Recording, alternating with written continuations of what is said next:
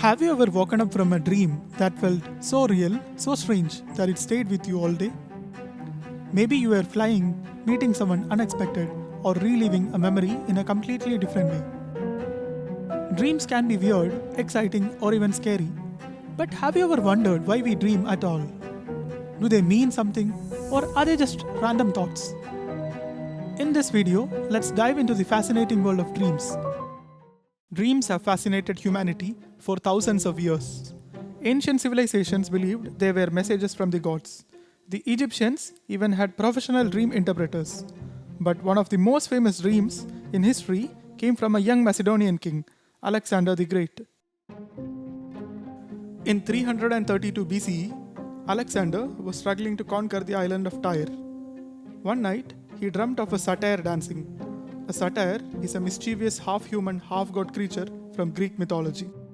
His advisors interpreted it as a sign. Satire could be read as Tyre is yours. Inspired by this, he launched an ingenious attack and took the city. Was this mere coincidence, or was his subconscious leading him to victory? Now let us go through a comparatively recent dream.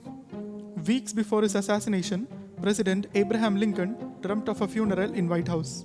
When he asked who had died, he was told the president. Did his dream foretell his fate? I discovered some important new facts about the unconscious in psychic life, the role of instinctual urges, and so on. Let's step into the world of Sigmund Freud, the father of psychoanalysis, whose theories about dreams have shaped much of our understanding today. Freud believed that dreams were not random or meaningless. They were windows into the unconscious mind, revealing repressed thoughts, desires, and fears. Freud's dream theories hinged on the idea that every dream symbol, whether it's flying, being chased, or encountering an ambiguous figure, contains hidden meanings. He argued that dreams are a way for our unconscious to communicate with us. But to fully understand this, we need to look at one of Freud's most famous dreams. Freud's patient, Irma, had been ill, and Freud had given her an injection to help her with her condition. That night, Freud had a dream in which he found himself at a party with Irma and several other doctors. Despite having administered the injection, Irma appeared sicker than ever. Analyzing the dream, Freud uncovered layers of symbolism. Irma represented his guilt. The injection symbolized his desire for control and fear of failure, and the surrounding doctors represented his internal critics questioning his competence. Rather than offering a solution, the dream forced him to confront his greatest insecurity, the fear that he was incapable of healing others. To Freud, Irma's injection dream highlighted how the unconscious mind weaves together anxieties, doubts, and unspoken fears into a single vivid nightmare. Before we dive into why we dream, let's first understand what happens when we sleep. Sleep isn't just a passive state, it's a complex cycle with different stages, each playing a unique role in our brain's activity. When we sleep, we first enter the non-rapid eye movement sleep, or the NREM sleep, which has 3 stages. Stage 1 is light sleep, often accompanied by a falling sensation.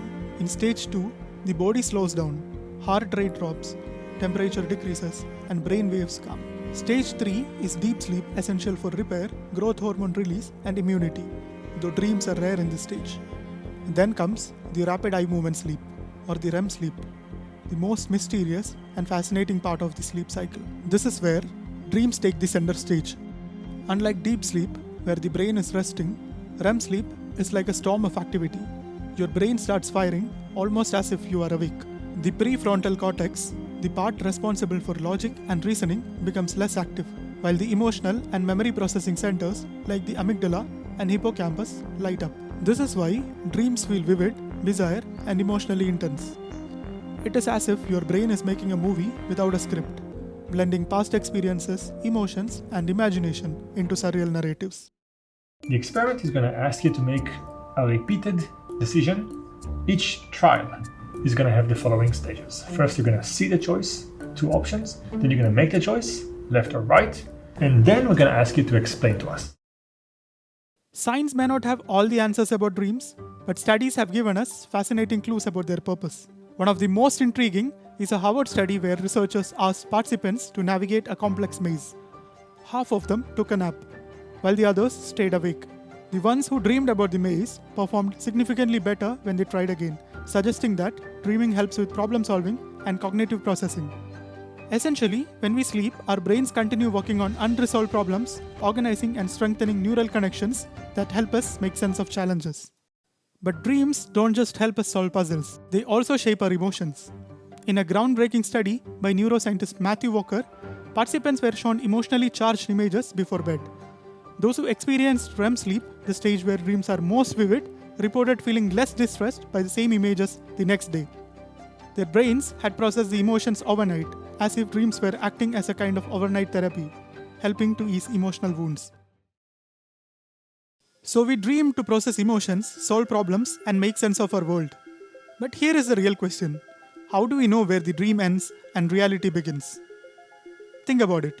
In every dream, we live in a world that feels so real only to wake up and watch them disappear. But here is the real question. How do we know where the dream ends and reality begins?